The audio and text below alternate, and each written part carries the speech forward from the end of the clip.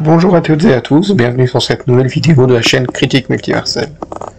Aujourd'hui je vais vous parler de deux films, l'un de 2022 et l'autre de 1994, à savoir Speak No Evil et The Crow.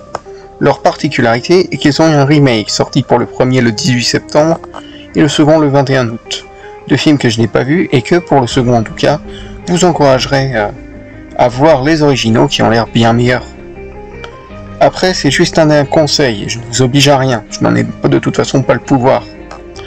Allez, on commence donc avec Speak No Evil, un thriller danois de Christian Tavdrup, porté par Morten Bergan, Sissel Fiemkock, Fredia Van Wet, Carina Smulders, Liva Forsberg et Marius Damslev, qui vous pouvez voir en DVD, que vous pouvez voir sur Ciné Plus ou en VOD, produit pour un budget de 2,8 millions d'euros, contre 15 millions pour le remake, qui suit un couple danois et leur fille qui sont invités dans la maison de famille néerlandaise, mais ils vont découvrir que tout n'est pas comme ils le pensent et vont plonger dans un enfer véritable. Juste voyez-le. Speak No Evil 2022 est un film terrifiant, c'est une descente aux enfers. J'ai été scotché à mon canapé pendant les 1h30 de métrage. Surtout ne regardez aucune BA, vous risqueriez vraiment de vous spoiler toute l'histoire. Mais c'est un film d'horreur flippant. C'est pas des jumpscares à répétition, c'est un film à ambiance.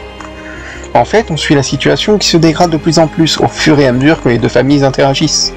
Ces deux familles sont super à suivre et sont drastiquement opposées, l'une plus citadine et réservée, et l'autre plus rurale et rustre, ainsi que plus décomplexée. Et la seconde influencera la première sur le fait de rompre les chaînes et se libérer pour se révéler pleinement. Mais ce qui nous tient, c'est cette intrigue qui se dégrade par petites touches. C'est un film d'horreur où la terreur monte crescendo et où l'on sent le danger menacer nos protagonistes. Et les antagonistes sont excellents, changeant peu à peu leur comportement et devenant de plus en plus flippants et dérangeants. D'ailleurs, l'horreur est la plus terrifiante, de mon point de vue en tout cas, lorsque le monstre est d'origine humaine, rendant cela plus viscéral, de par le fait que cela pourrait arriver. La photo est assez belle et lorsque le réal fait montre faire monter la sauce, faire monter la tension, c'est avec brio, et le final, c'est-à-dire la scène de la voiture ainsi que celle des cailloux, sont juste glaçantes, ultra maîtrisées et véritablement traumatisantes, montrant un total désespoir et une violence sans nom, d'une froideur innommable, et ces scènes seront gravées dans mon esprit à jamais. Mais si vous vous attendez à une fin heureuse, passez votre chemin, clairement, vous allez être totalement déçu. Puis vous allez surtout pas être bien, car oui, de ne dire rien, on n'en sort pas indemne, hein, je préviens tout de suite. En somme, allez découvrir Speak No Evil.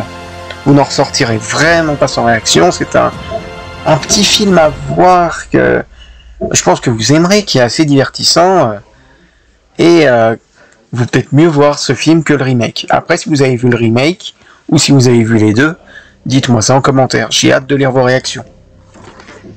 Et le second film dont je voudrais vous parler est The Crow, d'Alex Proyas, réalisateur de Dark City ou iRobot, et dont ce film est le premier long métrage après beaucoup de clips musicaux. C'est adapté de la série de comics du même nom de James O'Barr, datant de 1994, et porté par Brandon Lee, décédé sur le métrage en 93 suite à un tir de flingue censé être faux, remplacé par la suite sur le tournage par sa doublure cascade Chad Stahelski, le réal de la saga John Wick. Le film est tourné pour un budget de 15 millions de dollars, contre 50 millions pour le remake. Le film raconte l'histoire d'Eric Draven, qui est une nuit assassiné avec sa compagne par des truands notoires.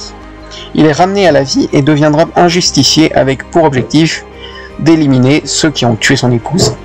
The Crow est un excellent revenge movie / film de super-héros qui baigne dans un univers poisseux, désespéré, quasi sans espoir et rongé par la criminalité.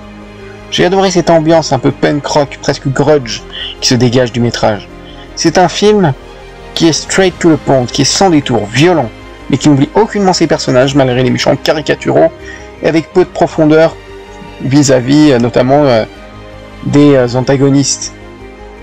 Contrairement au protagoniste d'ailleurs. Brandon Lee est touchant, on a plaisir à suivre son parcours de vengeance, et on voit que malgré son côté psychopathe dans la vengeance, garde malgré tout un côté humain vis-à-vis des deux autres protagonistes, à savoir la petite fille et le flic, qui sont hyper attachants, ayant tous une petite histoire, un background, et qui ont des scènes importantes, ayant leur rôle à jouer dans l'intrigue et aidant notre héros, n'étant pas de simples sidekick ou de simples faire-valoir.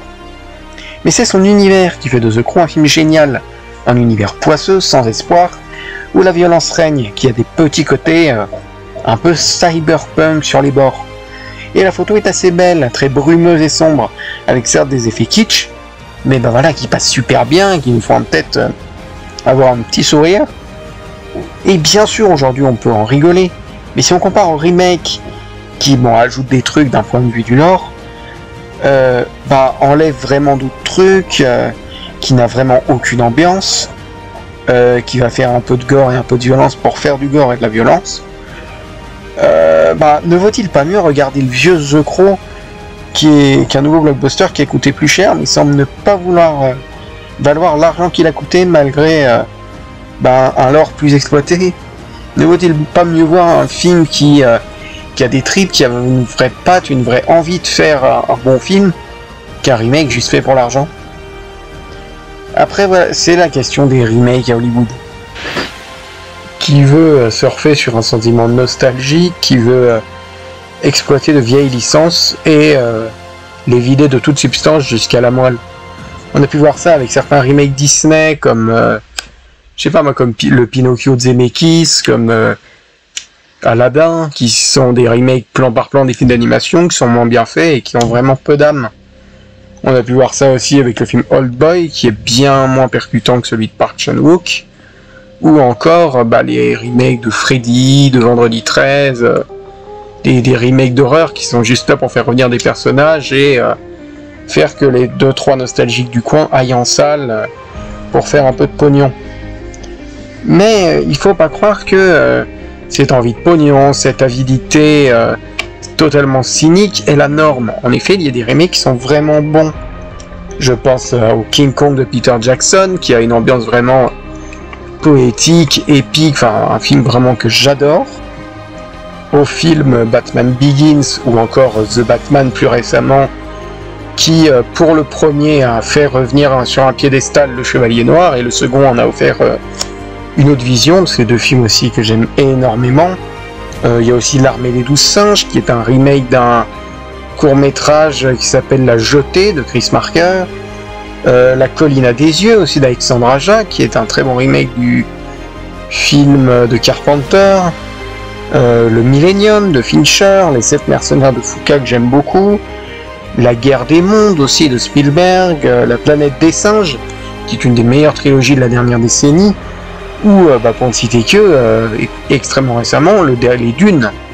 Dune, qui est une superbe lecture du roman de Frank Herbert, et encore des meilleurs films que le Dune de David Lynch, par exemple. Pour conclure, avant de faire un remake quelconque, il faut questionner son utilité. Se demander, autre que la question monétaire, si ça vaut vraiment le coup. Si l'original avait tant de défauts que ça, et qu'on se doit de le corriger. Et faire un remake, c'est faire découvrir à un public autre la vision d'un réal, la vision d'un film. Mais si c'est pour faire un plan par plan, ou faire un moins bon que l'original, à quoi ça sert? Je vous laisse me répondre à cette question en commentaire. Et voilà, c'est la fin de cette vidéo. Merci encore de l'avoir écouté. Et on se retrouve prochainement pour de nouvelles aventures sur Critique Multiverse.